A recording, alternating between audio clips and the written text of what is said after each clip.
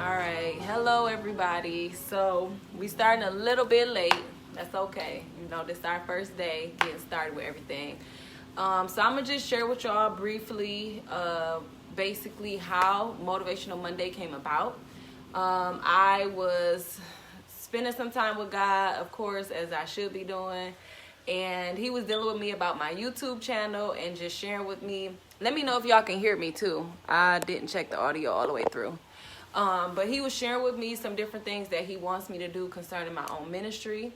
And I started my YouTube channel, which is my platform for my ministry, and then also me doing the Facebook Lives here for Bible study.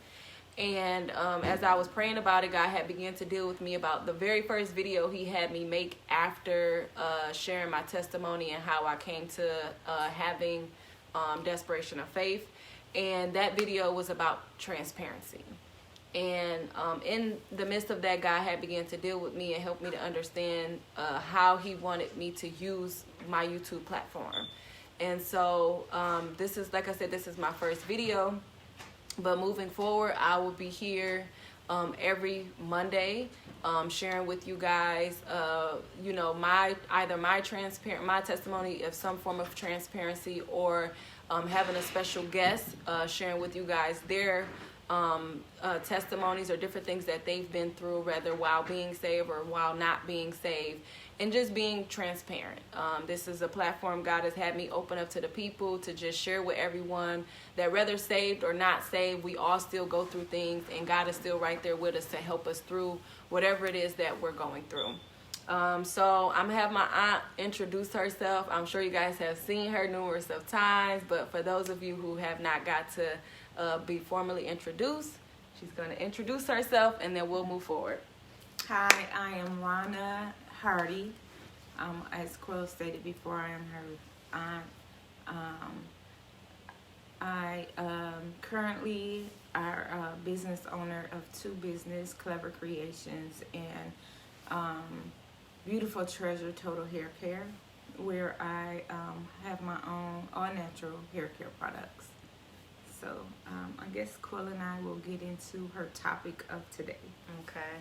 So the topic for today is just pretty much basically, whether man or woman, being married to someone that is, you are saved or that person's saved and then you're not, vice versa. So basically being a part of a marriage where one person is married and the other one person is saved and the other person is not. And, God had gave me this topic to have her touch on because this is a testament of hers. And her and my uncle, it has a beautiful marriage in spite of the fact of my uncle not being saved at this current moment. So I thought, well, God actually gave to me to have her, share her testimony, her different challenges and different things that she's endured, and how to help you guys get through whatever you may be going through at this moment. So the first question I have for you, Auntie, is how long have you been saved?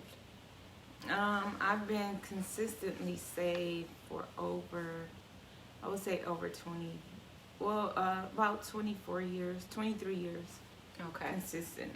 And when I asked her how long has she been saved, I mean basically spiritually and naturally making a commitment to live her life for God. So just so you guys can understand the verbiage when we say saved. Also, I would like to know, what was your upbringing concerning like the area of being in church? I was typically raised in church.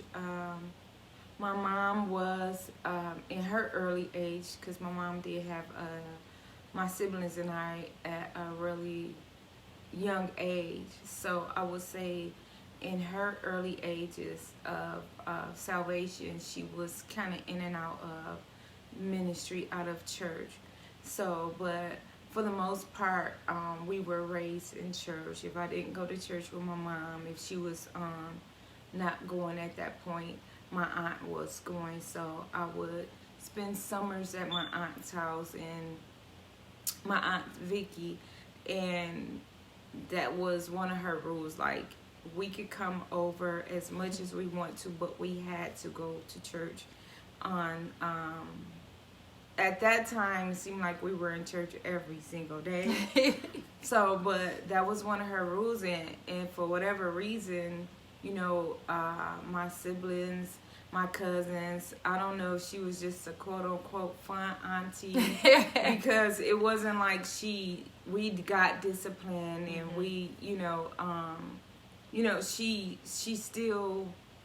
we still had to do what she wanted us to do, but Right. we would love to be at her house, and that was her rule. Like, we had to go to church, even if we tried to make excuses as to why we shouldn't go and things like that.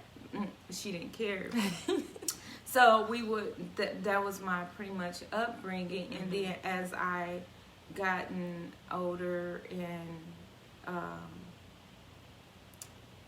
as a teenager and even as becoming an adult, I was in and out myself. Like, I remember my maybe 10th grade year, I was like, I don't care. This year I'm gonna live my life for God, and I'm gonna wear dresses all year so people would know that I'm saved, da da da da da. But I didn't really understand, not that it wasn't taught, but obviously I wasn't grasping or listening to the messages that was going. It wasn't penetrating my heart to understand, like, I didn't have to do all that to live a saved life. But that whole year, I lived a whole saved life for a whole year. And then I ended up going back into the world, which is, going, basically living for the devil, and to be bluntly spoken. And so I was, in and out. And then as a child, or in a teenager, I would say, as a teenager, coming from a broken home, and although my stepdad was in the home, he was more of a provider rather than as a father, somebody you could go talk to and stuff like that. So he was there, but at the same time, my mom still, in my eyes, played that single role when it came to parenting. And so, I said to myself, okay, Lord, whenever I have children, I'm going to give my life totally to you, because I knew that this is, watching my aunt and my uncle, I knew this is where my stability came from. I knew this is where I should be to raise my children successfully and for them to have a proper upbringing. So after my daughter was a year old, or close to a year old, that's when I decided, okay, well, basically the Lord reminded me of what I told him, and I gave my life to God. So that's my story. So what was your husband's upbringing concerning, like, the area of going to church and different things like that? Well, my husband, he said that, first of all, let me make this clear. We would say non-denominational now, as far as myself. But when I was coming up, you were Pentecostal, and what I really didn't know that many other quote unquote religions other than Baptist. So my husband was more raised as a Baptist, and I was raised as Pentecostal.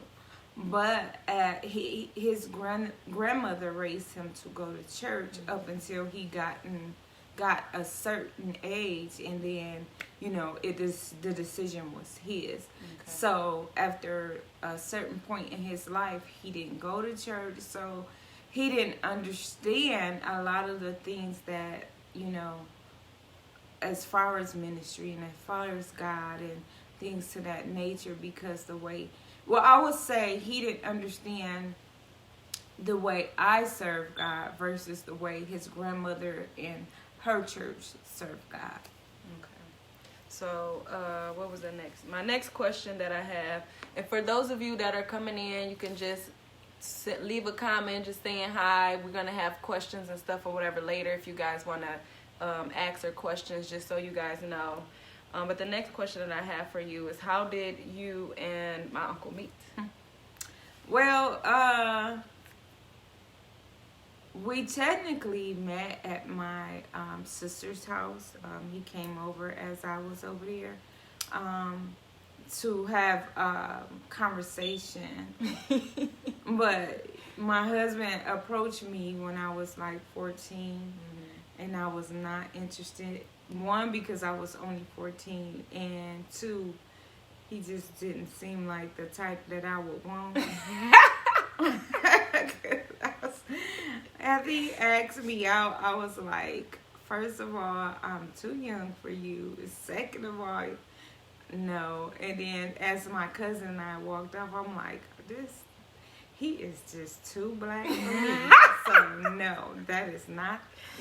Oh my goodness. So years later, I was 21, and he was 24. That's when we met at my sister's house. Okay. And we've been together ever since. Yeah. My next question is, how did you learn that he was the one for you? I technically can't say I knew that he was the one for me, as far as on a spiritual aspect, but I knew he treated me different. He allowed me to be who I was, whereas guys I dated before, I felt like, maybe I had to put on a persona of this person. It was like, with my husband, I can be as goofy as I wanted to be. I can be as serious as I wanted to be. You can be yourself. I can truly be myself, and more than, especially during that time, I was very, very goofy. Very, I would say childish in a sense, but knew who I was. Right. Well, I'm not even gonna say I didn't even really know who I was. I was learning myself, and he did what other guys that I had dated never did. That was sit and teach me and help me find who I was. Like he didn't make me feel bad if I said something stupid, or give me a stupid look like you said something stupid, like, or he didn't make me he just treated me like a queen from the time we start. Actually, we were just friends with benefits for almost a year, honestly. And in that time, he allowed me to learn myself, and like if I did something, because we were friends with benefits, like if I did something that a woman shouldn't do, he would tell me as far as how a guy would respond to that. And I thought, like, because his thing was, what if we don't work out? He was teaching me, like, this is what you can't do. Right. And this is what you should do. Right. He was being a friend as well, as a partner. So I think that's what I gravitated to. And he wasn't afraid of my independence. I had ran into a few guys that were afraid of my independence because I didn't want no man taking care of me. Right. I wanted to be able to know, like, if he's not here, I can be able to stand on my own 2 feet. And some guys, because I didn't ask guys that, well, I'll say 2 guys, because before him it was only 2 other guys as far as relationship. And those guys couldn't take my independence. They didn't understand, like, why I didn't ask for nothing. And my thing is, even if I don't ask, that doesn't mean you just don't do it. Yeah. And as for my husband, he wasn't intimidated of my independence, and he showed me that he wasn't intimidated of my independence, and still, showered me with gifts. Even before we made a total commitment, he always made sure he did something to show me that he appreciated me and things of that nature. Okay. So basically, in so many words, although you didn't get a spiritual confirmation, naturally he showed you that he had the potential of being the husband that you wanted. Okay. So just clarifying that, just so y'all know, ladies, if y'all looking for a husband out there, you gotta make sure he's somebody that's showing you something different from what everybody else is out there showing you. The next thing that I had to ask you is, what challenges have you been faced with spiritually and naturally, considering the fact that you didn't get that spiritual affirmation that he was, quote unquote, the one for you? I would say spiritually, because when I gave my life back to God, my husband, like I said before, he didn't understand the difference in between. Like, he didn't understand why did I have to go to church so much. He didn't understand why did I need to pray so much. He didn't understand, like, a lot of things that, you know, I was raised in, because, you know, where he was raised, you know, his grandmother went to church on Sundays, and then she made, I'm sure it was like a Bible study, you know. But for me, the way I was raised is, we had youth services. We had our regular services, which was on Sundays, Sunday morning, Sunday night. We had Wednesday Bible study, and then we had our Friday night evening service. So basically, my whole week was in church. Yeah. And he didn't understand, like, why do you have to go to church so much? And because he didn't understand, it was kind of like he would challenge me, and I would say, like, that would be my husband and I'm not gonna say that we never argue. I'm gonna say that, or had disagreements, but before our the kids, especially, well, before my daughter, I would say, our arguments would be loud like everybody else, and, you know, I might throw something, or he might slam a door. I mean, not directly at him, but like it's just funny to me. I'm laughing, y'all, because I've never got to see my auntie in that type of energy. So when she says she threw something, it's funny to me. But so yeah, I mean, and you know, we expressed our anger in a different way. Yeah. And so I could remember, like, challenges as far as arguing about me going to church. And then, like, my husband smoked weed. So and then at the time he drank beer. So, you know, before I gave my life to God, if I was out or whatever, he would call and say, "Oh, can you stop and get me a beer or some blunts or stuff like that?" And then after some time, after getting saved, I was like, "No, I'm not doing that. I can't do that. I don't want to do it." It's not that I couldn't do it, because I can do whatever I want, because I'm grown. Yeah. And he is my husband. But I had to learn, like, to respect the God that was in me. Amen. Because the God that was in me wouldn't allow me to do those things anymore, because you have to protect your testimony. The Bible tells us, don't let your testimony be evil spoken of. And just my thinking was, all it takes, and people that know me knew I didn't indulge in those things even before I was a child of God. But all it would have took is one person to see me buying that stuff and like, oh, and then what's crazy is that same person that seen me buying that stuff, God might later down the line say, "I want you to witness to them." Yeah. And what their image was, "Oh, how you gonna come and tell me something about God? And I just seen you buying beer and but you really know who I am and know I don't do that." But that's not how the enemy paints that picture. So I would say that would be my main challenge, was to get him to understand who I was becoming in God and spiritually. Yeah. And far as the natural, I would say, I mean, my husband and I'm not going to say we didn't have arguments, but it would be petty arguments. It wasn't like, even to this day, like, if we have a disagreement, it's like we disagree, and then 5 seconds later, we talking like we never had an argument. Like, but it even took me to get to that point because I had to mature. Yeah. And I remember even once I got saved, because my husband's the type of person, we get in an argument, he at that time, he would leave out for like 10, 15 minutes or maybe a few hours.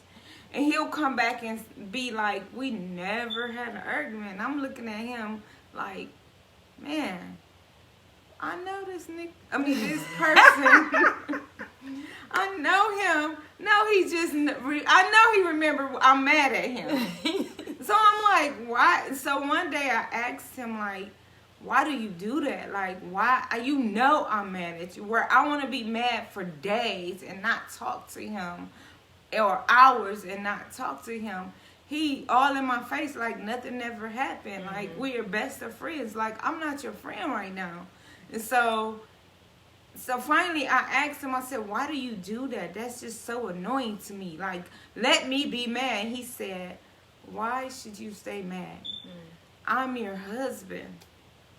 You're going to get over it eventually. My thing is, why prolong it? Get mad. Get in your feelings for a second. That's why I leave out, so you can have your space, I can have my space, and we can come back and we can talk about the situation and then be over it. So once he did that, that's when I was like, okay. It still took me a minute. It still took me a minute. And I even remember being at my closet door one day and was like, wow, Lord, because I had really paid attention that our arguing had came to almost no arguing. And I was like, well, wow, Lord, was it me? Was it me? You know, because we wasn't doing all that arguing and stuff. But it takes maturity as well. And he was, I think because he's a lot older than me. Oh, God. I'm just kidding. A lot older than I am. He was already at his state of maturity.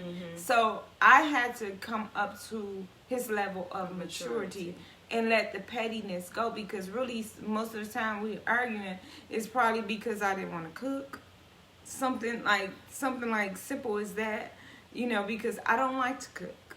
I'll clean up and you could cook, but his thing is, you gotta cook. Yeah, so as his wife. It could be something as simple as that, or, you know, it was never nothing major. Nothing it was big. always something simple as we get an argument, but I would make the argument go longer, prolong it, and I would get angry, especially my husband. I am very, very spoiled. So if he tell me no, that was an argument in itself at that time. So yeah. I would like to also add too that I thought it was great that although he didn't have the exact same upbringing as far as going to church as my aunt did, you just never know what God is pouring into you spiritually, because in him telling her that we're not going to prolong an argument, we're going to be mad and then we're going to get over it, shares what the word says of not allowing the sun to go down on your wrath.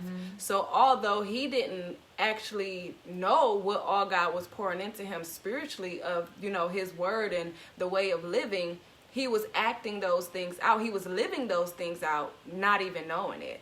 So I thought that was good. I just wanted to touch on that. God gave it to me in the midst of you saying it. Like, you know, although he didn't have that exact same upbringing as you, just his grandmother taking him the times that she did, God was still instilling things into him. So when y'all got married and him being able to share just that part of him with you, of what he was taught, was still biblically sound, you know. And then the next thing that I wanted to ask you about, well, pretty much, what words of advice would you give to other younger, rather men or women, who may be in the situation or in a marriage where, as the word would say, that they are unequally yoked because one person is in a place spiritually and the other person is not? I would say just hold on and have faith. No matter what a situation looked like. For years, I did not know that my husband was praying and, things of that nature. But you have to be an example, because if nobody else knows you, your spouse knows you, and they know your in and outs. They know your flaws, your weaknesses, your strengths, and everything in that area. So when you display weakness, you know, you showing them a different side of God. Like, you have to, God is strength at all times. So and I'm not saying throughout my journey that with God in my marriage that I did not show signs of weakness. But I can say, like, when I fell, things stopped in my home. You know what I mean? My husband wasn't praying. Things got hard in my household. Not as far as, I would say, as far as my marriage, as far as me and my husband, but our financial situation may have taken a turn or in things of that. But I would say just hold on, like, because no matter what's going on, God always have our back. And now I've adopted this thing within the last 5 years. Lord, if I'm about your business, you got to be about my business. And with in these last 5 years, I've seen a total transformation in my husband, as far as how close he even is with God. Now, this was a man that didn't believe in God, so to speak, or didn't understand God, I would say.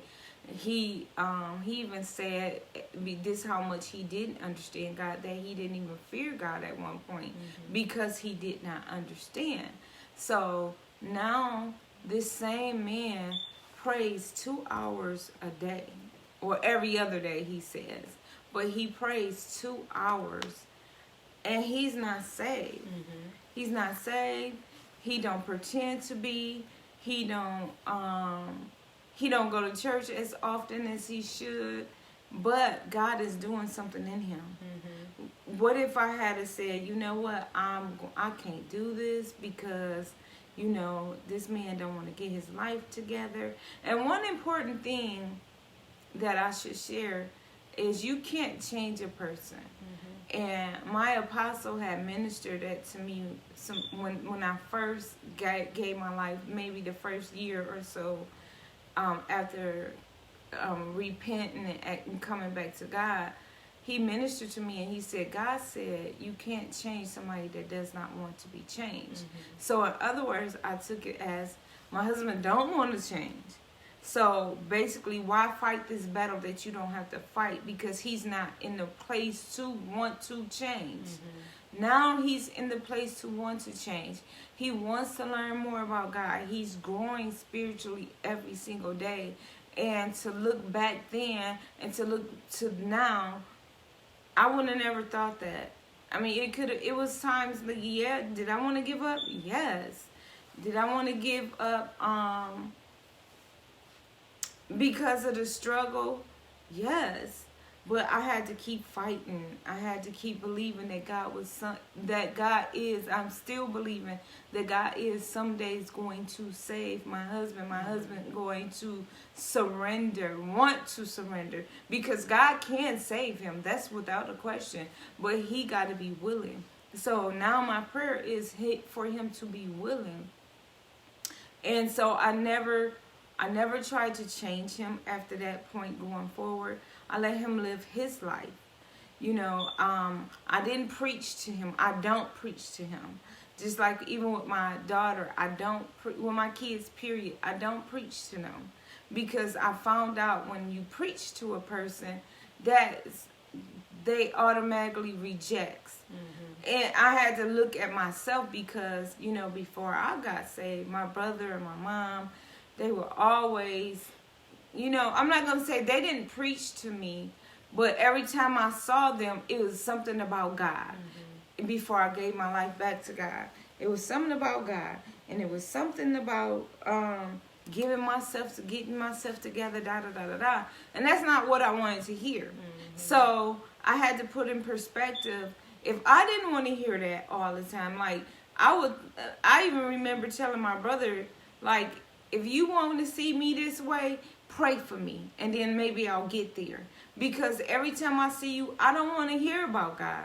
I want to just have a normal conversation. Now, we can have normal conversation and God slip up in there some kind of way. That's fine with me. But to come right at me with, God, you need to do this, you need to do that, God wants you to do that. No, I didn't want to hear that. So I had to put in perspective with my own family, like, they don't want to hear this all the time. And when you do that, you push that person further and further back. When you just allow, like I said, if I'm about your business, you got to be about my business. And that means put my house in order. If I'm praying, if I'm sacrificing my sleep, when you wake me up at 3 a.m. and I get up and pray, I expect God to do something in my family that day. You know, rather if it's my husband walking through the house singing church songs, that's something. Yeah. You know? So I would say just be strong, stay strong, be encouraged. And one of the things I did also is I wrote out scriptures that pertain to what I'm going through. So when things got difficult or I thought, like, this is impossible, he's never going to get his stuff together, he's never going to do this, never going to do that, I can go to those scriptures, and those scriptures feed my spirit. And as they getting down in my spirit, it's building my faith and my confidence that to make myself see him differently, to see him as God see him and not as Ronna see him. And that's a lot of things as spouses. We want to see what we want to see and not what God wants us to see. And so in seeing all that, just stay faithful to God. And if you stay faithful to God and stay in God's presence, God will work it out for you. I'm a living testament of how God can transform somebody and transform a person that knew nothing about God. And so that's what I would say. That was good. And then my last question that I have is, what would you encourage the people to do differently from based upon your experience, and what would you encourage them to do as far as embracing what you have done, which you kind of touched on a little bit, but you know. The only thing I could say, what I did differently is stop trying to change him. I stopped trying to get him to see views my way. No, what would you encourage them to do differently from what you... Oh, okay, I'm sorry. So if you're that person, we have to understand that everybody is not where we are. And everybody move at their own pace. So instead of trying to rush a person, your spouse that's not saved, rush him into salvation. Encourage him to pray with you. And even if, like, my husband say no, especially in the beginning, he'd be like, no, what I want to do that for? But as God began to, as I live my life for Christ, and he didn't see, I'm not going to say he didn't see flaws, but he seen a true change in my life. That's when he began to notice, and he began to see that, okay, maybe this is working. And then, like, what I would do would, when God moved in a way that we know only God can move, I would point that out. Like, this wouldn't happen if it wasn't for God. So he could see that God is real. Yeah. Because a lot of times it's not, they just don't understand how real God is. So he could see that God is real. I wouldn't be like boastful about it, or, yeah, you see my God, that's my God. No, in general conversation, and the most important thing in a marriage is communication for one. But the most important thing is to learn your spouse and learn when they're going to listen and when they're not. Like my husband and I, we talk a lot, but it's times that I could talk to him. Just like last night, I was trying to read him something, and he like, okay, he didn't hear nothing I said. But at the time, he was watching something on TV, or he was pre-distracted from something. So I have to learn how to communicate with him and to say, when things happen, most of the time we're out to dinner or we have quiet time, we just, just kick it. And I'll be like, you know what? If it wasn't for God, this or that wouldn't happen. To show him that God is moving. So don't be boastful about it, but settle. Learn when to say something. And it's not always good to say it as soon as it happened, because most men wants to think that they had a part in it. Like, because it's their ego. So they want to feel like they had a part in whatever took place. So the thing is don't be like, yeah, my God. And I would just be like, we have a conversation, and I would figure out how to bring it up. And sometimes I would tell God, okay, Lord, you have to give me a way so I can make it where he understand that you was part of this. You know what I mean? And God will do it every time. I would pray and ask God how to do it, how to have a conversation with him. Like for a minute, like he would smoke his weed throughout our house, and I didn't like it, but at the same time, this is his home. So as his wife, he's the king of the house. Like, how do I tell him, okay, I don't want you smoking through my house? Like, now I will be direct, but it's 25 years plus. But back then I would be more subtle, and then his relationship with God is totally different than it was then. So then I would pray, okay, Lord, you will have to give me what to say or how to say it, so I don't make him feel like he's not the man in the house, but still get my point across and get him to do what I want him to do, and God will do it every time.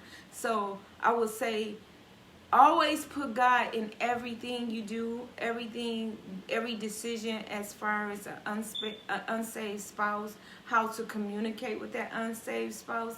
Because if you come off the wrong way, you could push that person that's coming closer to God all the way back just by one conversation or one word or one action. So it's important and very, very important to learn how to communicate and learn how to communicate God. It's been times like, well, let's do Bible study. Because one of the things my husband and I, we do a lot is we read together. We read books. And the books he picked, yes, they have lots of cussing and lots of, things that I wouldn't typically go and get. But I'm not going to tell him, if I want him to read the Bible, I can't say I don't want to read what you want to read, because then he like, I don't want to read the Bible then. Right. So I don't do anything like that. I let him read to me, because he's going to do the cussing. Oh my God. And then funny. And I found out, because if it's a cuss word, I'll be like, the A word, and he wants the book to flow.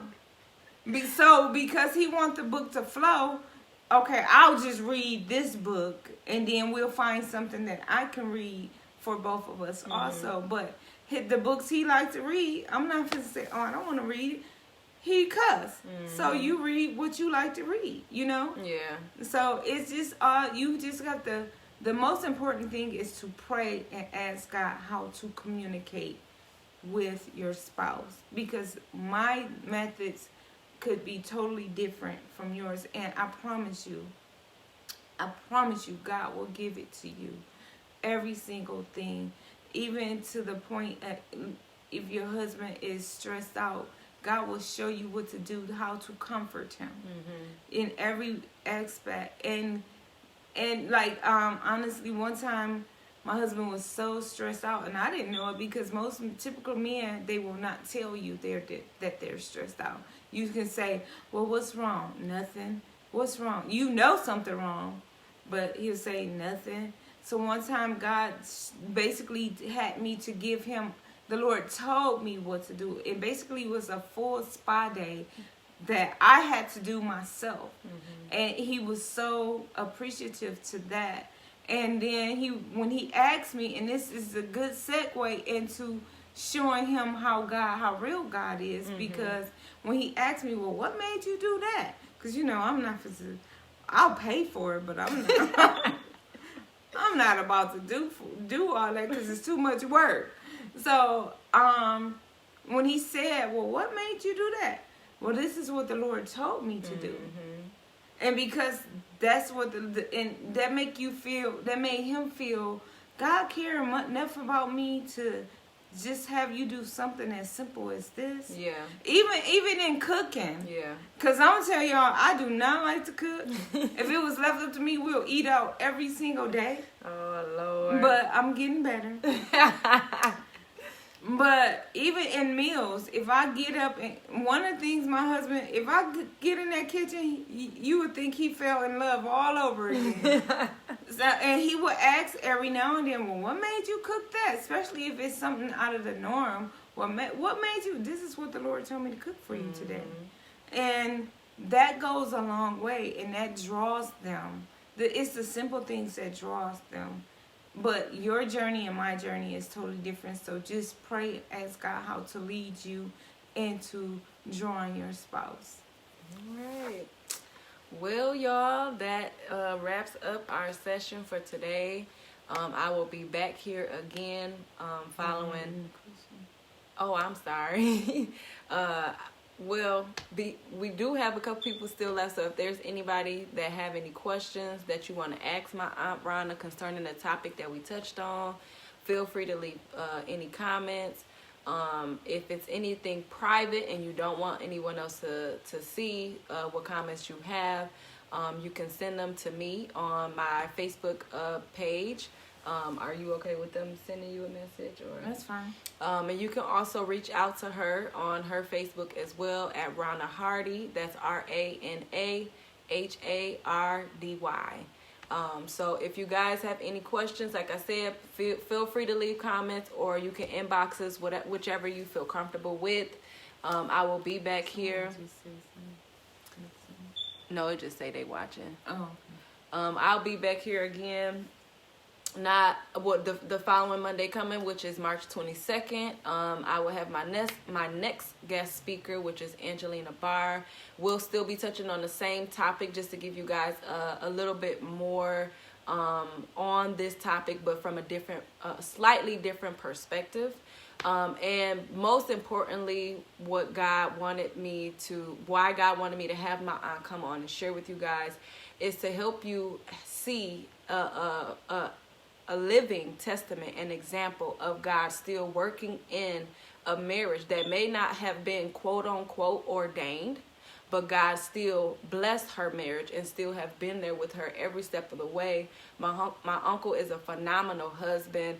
I can honestly say he's been one of the best, even compared to some men that are saved. So I just wanted to allow, my aunt to use this time to share her testimony and encourage each of you out there. If you are in a marriage that has not been, like I said, quote unquote ordained, I will encourage you to continuously seek God in your marriage and allow him to lead you and guide you as for direction on what to do in your marriage concerning your husband or whatever it is that you may be enduring at this time. However, I will still encourage everyone, if you can, take the proper steps of waiting to hear from God, do so. But if you are already in a place of where you have already embraced your spouse and you're already married and you're in a situation where one of you may be saved and one of you may not, know that God can still work it out. Know that God is who he is. He will provide, he will bless, and he will walk you through it like no other. So I just wanted to encourage you guys on today. This is our Motivational Monday. I will have this video posted on YouTube at Desperation to Faith, so you guys can check it out on there as well, and share, like, and subscribe. Thank you, and have a blessed day.